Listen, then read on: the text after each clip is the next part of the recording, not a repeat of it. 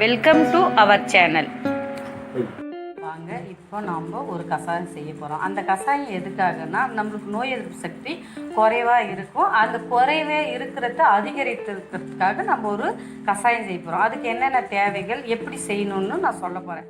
என்ன பொருள்கள்: சிறிதளவு மஞ்சள் தூள், ஓமம், திப்பிலி, ஏலக்காய், கற்பூரவள்ளி இலை ஒரு 2, வெத்தலை 1, துளசி ஒரு கைப்பிடி அளவு, சுக்கு பொடி, சுக்கு தேவை இருந்தால் சுக்கு போட்டுக்கலாம், இல்லைன்னா சுக்கு பொடி, என்கிட்ட சுக்கு பொடி இருந்தது அதனால் போட்டேன். சீரகம், தனியா, மிளகு.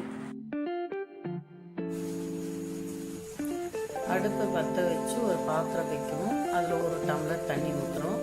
ஊற்றிட்டு இது எல்லாமே அதில் ஒன்று ஒன்றா போட்டு நல்லா கொதிக்க விடுவோம். தண்ணி பாதி ஆகணும். பின்னாடி அதில் கொஞ்சம் பனவெல்லம் போட்டு வடிகட்டுவோம்.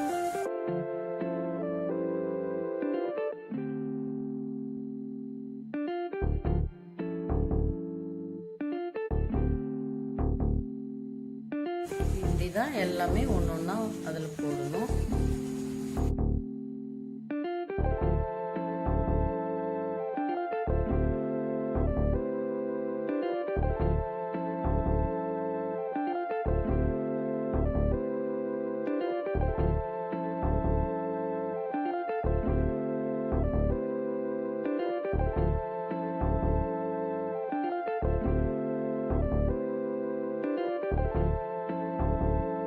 இப்போ எல்லாமே நல்லா கொதிக்குது. இப்போ கொஞ்சம் பனவெல்லம் போட்டுக்கலாம்.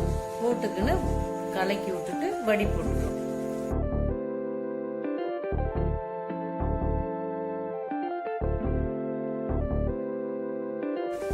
இப்போ ரெடி ஆயிடுச்சு. இப்போ நம்ம வடி போட்டு குடிக்கலாம்.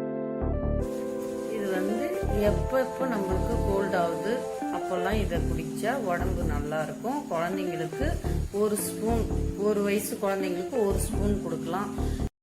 நீங்களும் இதை செஞ்சு பாருங்க. அடுத்த வீடியோவில் நம்ம சந்திப்போம். நன்றி.